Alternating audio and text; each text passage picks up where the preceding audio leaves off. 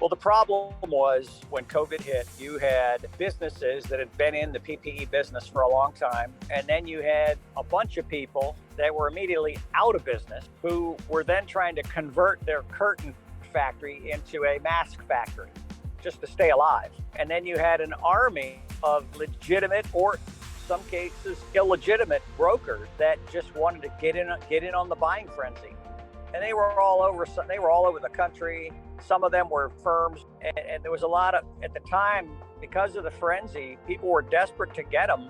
And there was a period of time when these guys required prepayment, and governments, companies would actually prepay, tens of thousands of dollars, when to find out later that company never had inventory. They were waiting to get it.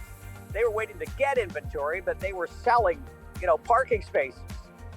Get in line. Don't miss your turn. Get in the queue. What's it going to cost me? $150,000. I mean, they were just raping the marketplace, right? So there was a competitive. There was fear, major fear at the time. There was competitive, environment for limited product source, and then you had all this fallacy, right? You had people pretending to be what they were not, having inventory when they didn't, and then the last thing was the quality. Literally, I heard one story of a state bought $2 million worth, filled a warehouse full of product they couldn't use because what was delivered to them was not what they purchased. They purchased a high grade, they got a low grade, and they went back to the company had folded. So they had, thousands of boxes of masks they couldn't use. So it was really tenuous. So the driving factor was the market was just out of control. There was no quality control. And like with every free market, you've got bad actors that got into it really quickly.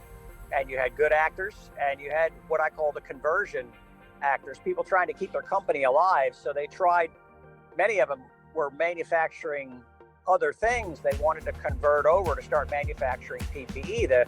They got loans from their state to do it. And they just wanted to keep the doors open. So, of course, PPE wasn't just masks. There was a lot of other types of PPE, but that was the environment with which drove us to say, okay, we got to come up with a better solution to approach the problem than what was typically going on now, which was, a buyer calls 5 suppliers, gets a price. By the time they get the 5th price, the first guy's inventory is gone. Mm-hmm. So it was really crazy. So we needed a better, faster, more effective, safer model. We didn't, but the market, our states, our companies were demanding something. And we saw that as an opportunity to get some smart people together and, hey, what if? What would be better, faster, cheaper? And, somebody came up with the idea for, Uber has reinvented taxi cab business. Why don't we look at an Uber model? All Uber does is bring together buyers and sellers, right? The buyers are the people on a ride, and the sellers are the people driving the car.